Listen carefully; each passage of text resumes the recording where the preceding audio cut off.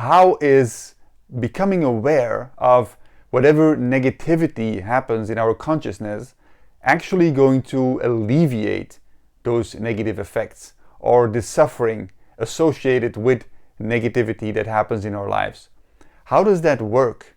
What are the mechanics? Somebody told me that when he becomes more aware of whatever happens in his consciousness of a negative experience, that the negative experience or the suffering of that experience does not diminish, but instead kind of just stays with him.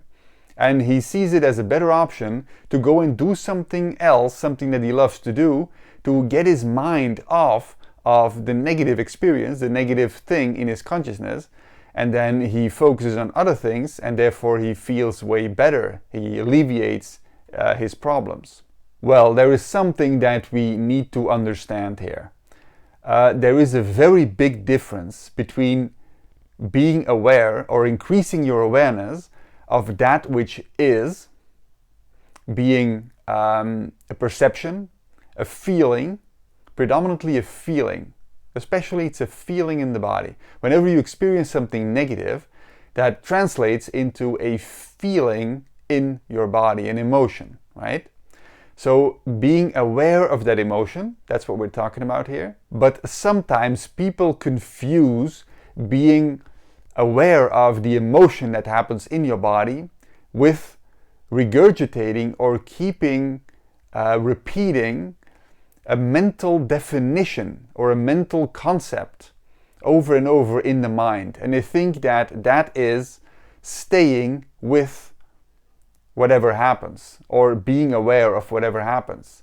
That is not what it is. You see, the mind is not in what is. The mind is in time. So the mind is in past and future. And the mind makes up a definition of whatever happens, whatever negativity, let's say, we're talking about a negative experience, right? There actually is no true negativity in your world, but that's a whole metaphysical deep inquiry. We're going to save that for another video. But there is, of course, the negative experience about things. So if you are in a negative experience, if you feel a negative experience in yourself, you feel this in a form of friction. And the mind, what the mind does is the mind defines this friction. It's going to create a story, a definition about this friction. And if you keep your consciousness in the mind, then the mind is going to repeat its story. That story is going to fuel the same feeling in the body because the mind creates an imagination, a perception, a vision, a story that has the potential to give you a feeling. So the feeling gets strengthened by the story and the whole loop keeps on going, you see. So being with what is and seeing whatever happens does not mean keeping your attention, your energy in your mind and keeping repeating the same story or keep on building on the same story. The mind is creating a story, past, future. That story can be fueled with your attention, with your consciousness, and then it keeps on giving you the same feeling. It's actually the opposite of staying with the negative feeling, being with the negative feeling. So whenever something happens like that, whenever something is in your consciousness of a negative nature that makes you feel bad, feel in the body what is going on while your senses stay awake. So your senses are in the movement of the present moment and you feel in you the negativity as a form of friction. The negativity is experienced as friction in your body. And now the mind is empty when you do not fuel it. So being with what is means that your attention, which is who you are, your attention is in the feeling, in the friction in the body, not in the mind. When you are in the mind with your attention, with yourself, then you're not in the present moment, you are not with what is, but you are dreaming, imagining something. You are using the tool, which is your imagination, as if it is creating for you the truth of life. Because that is what story making is.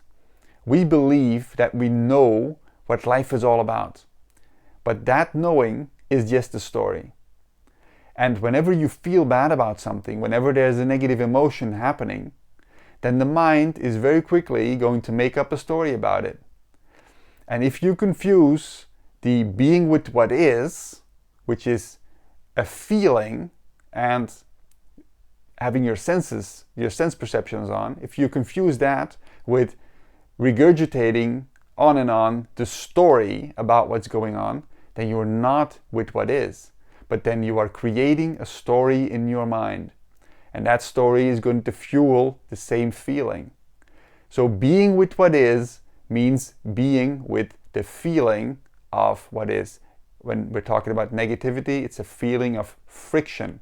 So stay with the feeling of friction in the body, not with the story in the mind. And when you do that, you will see the magic happening. You will see the healing power of your consciousness, and how your consciousness, when it is aware of something that happens inside of you, that something always has to get back into alignment. It has to absorb and beam out, so to speak, the frequency that you give it with your awareness. And your awareness is a healing power. Your consciousness is incapable of holding friction. So whenever your consciousness showers friction, that friction will cease to be. But don't take my word for it, you see. Don't make it into a belief system. But do it. Try it out.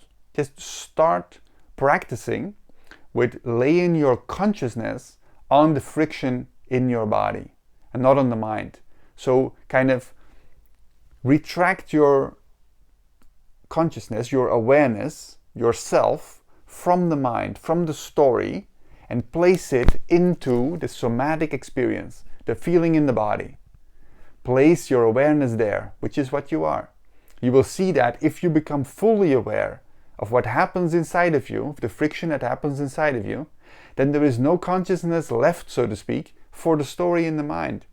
So you go into the present moment, into the feeling of what is, and then you see that the friction of that which is cannot hold.